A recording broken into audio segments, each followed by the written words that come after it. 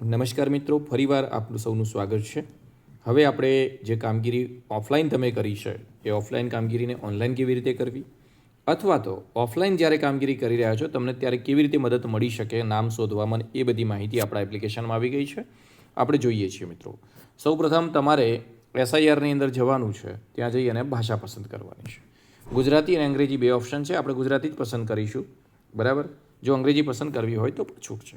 EF distribution tracker કોઈ બાકી હોય તો અહીંયા આગળથી આપણે એમના ફોર્મ છે ડિસ્ટ્રીબ્યુટ કરી દેવાના છે, હજી કોઈના બાકી હોય તો. બરાબર. જો બાકી છે તો બધાનું ઓકે છે. હવે ફિલ ફોર્મ કરવાના છે. અહીંથી આપણે ફિલ ફોર્મ કેવી રીતે કરવાનું છે એની વિગતવાર માહિતી મેળવીએ, જે આપણને બહુ બધી હેલ્પફુલ થશે. અને અહીં આગળ જુઓ, બે ઓપ્શન છે. ફિલ ફોર્મ, જે તમને મળી ગયા છે ફોર્મ એવા તમારે ફિલ કરવાના છે. જે નથી મળી શકે એવા, કે હવે તમને એ મળી શકવાના શક્યતા નથી, કોઈ ડેથ થઈ ગયું છે, કોઈ બહાર સ્થળાંતરિત કરી ગયું છે, 3 વખત તમે મુલાકાત લીધી છતાં પણ એ વ્યક્તિ મળી આવ્યું નથી, તો એવા કિસ્સામાં તમારે અહીં આગળ માર્ક અનકલેક્ટેબલ કરવાનું છે, જે હવે મળી શકે એમ નથી.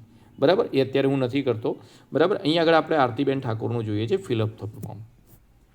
અહીં આગળ હવે આરતીબેન છે, તો આરતીબેનના રિલેશન ટાઈપ, એમના હસબન્ડ અહીં આગળ ભલે કમલેશજી ઠાકોર એમના હસબન્ડ છે, એની સાથે આપણે મતલબ નથી. અહીં આગળ આપણે આરતીબેનને જ ધ્યાનમાં રાખવાના છે કે આરતીબેનના ગ્રાન્ડ ફાધર અને ગ્રાન્ડ મધર. અહીં આગળ બે નામ કેમ બતાવે છે કે એમના મમ્મી પપ્પાનું નામ એ 2002ની યાદીમાં નથી. કોનું છે? દાદા કે દાદીનું હોઈ શકે છે. તો અહીં આગળ આપણે ગ્રાન્ડ ફાધર ટાઈપ કરીશું. અહીં આગળ એમના પેરેન્ટનું ટાઈપ લખી અને નામ લખીને આપણે સર્ચ કરીશું, તો આપણને સરળતાથી મળી જશે. બરાબર. જો હવે આવું કરવાથી નથી મળતું ફોર્મ, એવા કિસ્સામાં તમને અહીં આગળ સર્ચનું ઓપ્શન છે. બરાબર. અહીં આગળ તમારે નાઇધર ઇલેક્ટર જો 2002માં જ અવેલેબલ છે, મતલબ 2002ની યાદીમાં છે જ, તો ત્યાં આગળ, અને જો ઇલેક્ટર નથી તો અહીં આગળ તમે કરી અને તમે વેરીફાઈ કરીને કન્ટિન્યુ કરી શકશો. બરાબર.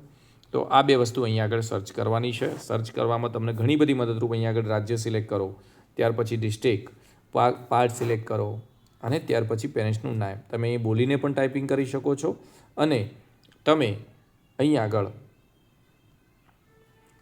આગળ બોલીને અથવા તો લખીને પણ ટાઈપ કરી શકો છો, અને સર્ચ ડિટેલ કરવાની છે, તો તમને ઓટોમેટિકલી નામ મળી જશે. બરાબર. બીજી વસ્તુ તમને ખાસ એ કહેવાની હતી કે આપણે અત્યારે ઓફલાઈન મોડમાં કામગીરી કરવાની સાથે સાથે જેટલું કામ થાય છે, એટલે ઘરે આવીને જો શક્ય બને તો આપણે ઓફલાઈન ને ઓનલાઈન મોડમાં પણ કામ કરવાનું છે. બરાબર. ધન્યવાદ. આપને પૂરી વાતમાં સમજણ પડી ગઈ હશે, અને હજુ પણ વિગતવાર વિડીયો છે એ આપણે આવનાર સમયમાં ફરીથી આના વિશે ડિટેલમાં કરીશું. ધન્યવાદ.